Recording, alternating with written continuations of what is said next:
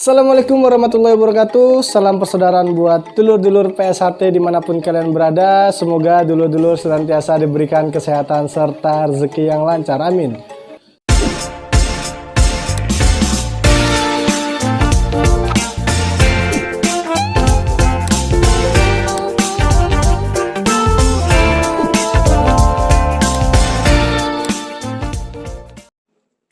Assalamualaikum warahmatullahi wabarakatuh. Buat dulur-dulurku semuanya, jangan lupa ya subscribe YouTube-nya PSHT Cabang Tebo. Oke dulur-dulur, kali ini saya ingin membahas tentang adanya seorang warga gadungan PSHT. Cuman kali ini warga gadungannya berbeda dari yang lain. Kalau yang biasanya orang awam yang tidak tahu apa-apa, dia mengaku-ngaku sebagai warga PSHT, tapi kali ini adalah seorang pendekar yang memang benar-benar dia adalah pendekar, yang memang benar-benar dia adalah seorang pesilat yang memang betul-betul mengikuti latihan pencak silat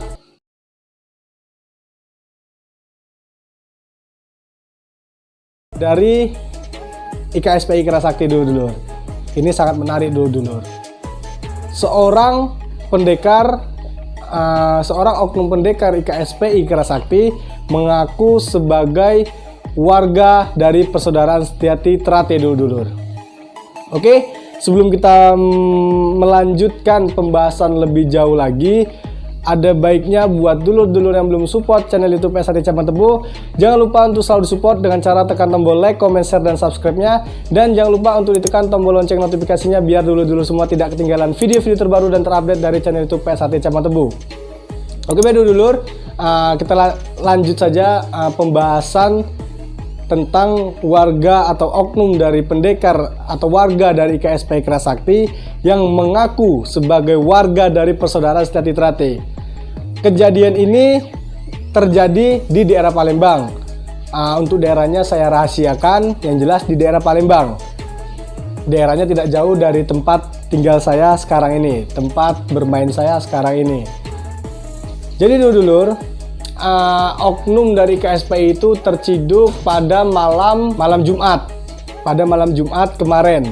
Jadi oknum Kerasakti itu oknum dari warga Kerasakti itu terciduk pada malam Jumat kemarin. Baru malam Jumat kemarin dulur. Ini malam malam Jumat kemarin terciduknya. Jadi yang ingin saya bahas adalah, sebenarnya bukan ingin saya bahas sih, cuman saya ingin bertanya-tanya kepada dulur-dulur semua, ingin bertanya kepada dulur-dulurku semua, baik dari PSHT maupun dari organisasi lain, apa maksud dan tujuannya warga IKSPI Kerasakti ini mengaku-ngaku sebagai warga PSHT, yang notabene jelas-jelas dia atau beliau ini adalah seorang pendekar, adalah seorang pesilat, adalah orang yang sudah terlatih. Kira-kira apa tujuannya dulur-dulur? Coba dulur-dulur berikan komentar dulu apa maksud dan tujuan dari pendekar IKSPI ini dulur-dulur. Kalau saya terus terang, saya sangat bahagia. Saya sangat senang sekali karena apa? Dia warga IKSPI Kerasakti, tapi mengaku-ngaku sebagai warga PSHT. Kalau menurut pikiran saya, berarti orang ini pernah protol atau pernah ikut latihan PSHT, cuma tidak kesampaian. Dia ikut latihan IKSPI Kerasakti, ternyata jadi warga, tapi dia gak ikhlas hatinya menjadi warga IKSPI Kerasakti.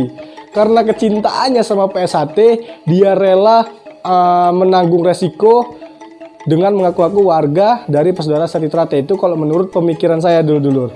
Ya kan aneh sih. Dia sudah warga, dia sudah latihan silat, dia sudah sah menjadi anggota dari salah satu organisasi, tapi masih kurang juga. Tapi kesalahannya dia bukannya latihan PSHT, bukannya ikut PSHT, malah mengaku-ngaku sebagai warga PSHT. Ini kesalahan yang sangat fatal dulur-dulur, fatal sekali. Tapi kalau menurut cara berpikir jelek saya adalah, ini menurut cara berpikir jelek saya.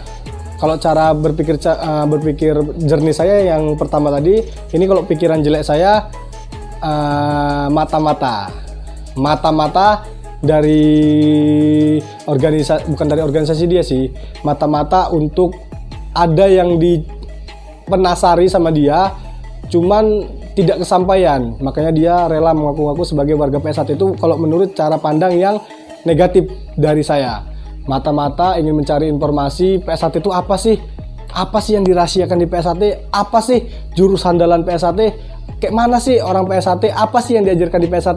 Nah, itu menurut cara pandang negatif saya. Tapi kalau menurut cara pandang positif saya, mungkin itu tadi dia protolan, cuman dia tidak mampu, tapi karena kecintaan dia sama PS1 sangat membara, tapi dia ikut organisasi lain, dia jebol di situ, tapi dia tidak ikhlas hatinya, dia jebol di organisasi tersebut. Nah, itu kalau menurut cara berpikir positif saya. Jadi ada dua pemikiran saya, positif dan negatif. Cuman ambil yang positifnya dulu, jangan kita ambil yang negatif ya, ambil yang positifnya. Tapi jangan lupa berikan komentar dulu semua tentang tragedi ini. Ini tragedi yang sangat lucu nih. Pendekar mengaku warga PS1. Seorang pendekar yang sudah jelas-jelas dia adalah seorang pendekar yang terlatih, tapi masih mau mengorbankan keselamatannya untuk mengaku warga PS1. Ini sangat unik sekali dulu. Jarang kejadian hal seperti ini.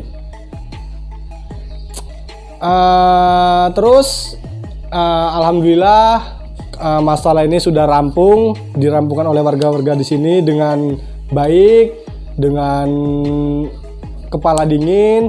Sudah saudara atau oknum dari IKSP ini sudah mengakui kesalahannya dan sudah membuat surat pernyataan dan tidak akan mengulangi kejadian tersebut. Saya tidak tahu apa perjanjian yang ada di dalam surat matra itu, apa dia seperti warga gadungan yang biasa disuruh mengikuti latihan PS1 mulai dari 0 sampai akhir, atau hanya sekedar diberi teguran oleh pihak dulur PS1. Saya kurang paham apa isi dari perjanjian tersebut. Sama ini ya, kayak saya yang nabung ini. Oh, jenggot dulu. Jenggot kamera dulu. Jenggot kamera dulu. Ini uangnya ya. Nah, Cireni lah. Cireni ya. Ini Mas, Mbak, uangnya ya. Warga IKS. Warga, ngaku-ngaku warga IKS sama warga Istatrati ini ya. Ngaku-ngaku warga PS1, ngaku warga IKS. Saya dulu.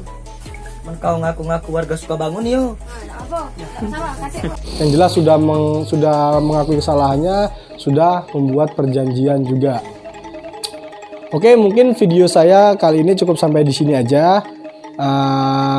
Yang jelas saya di sini ingin meminta komentar terunik dulur-dulur, ingin meminta komentar terkonyol dulur-dulur tentang tragedi ini.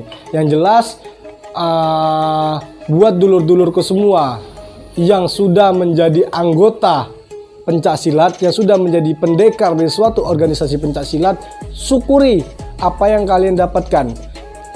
Jangan mencari-cari masalah. Masalah itu tidak kita cari-cari pun pasti bakalan datang sendiri. Masalah itu tidak bakalan habis selama kita masih hidup. Kalau kita tidak mau masalah itu datang pada kita, ya nunggu ajal menjemput kita. Tapi jangan kita cari-cari masalah itu. Masalah itu tanpa kita cari pun dia bakalan ada. Kalau dari pendekar suatu organisasi mengaku-ngaku warga gadungan, itu nanti takutnya membuat perselisihan antara organisasi A dan organisasi B. Membuat perselisihan itu yang kita takuti. Jadi buat dulu-dulu semua, tolonglah kita harus bersikap lebih dewasa lagi.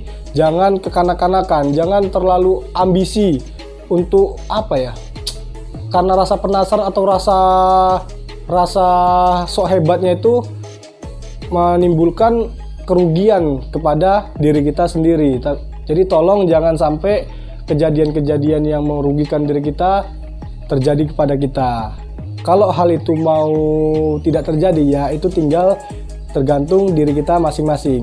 Kalau kita mau selamat, ya bagus-baguslah dalam bertindak, jangan yang aneh-aneh. Sedangkan orang yang bagus dalam bertindak aja masih sering celaka gitu loh, masih sering mendapatkan musibah, masih sering mendapatkan ujian, apalagi kita yang aneh-aneh, yang neko-neko.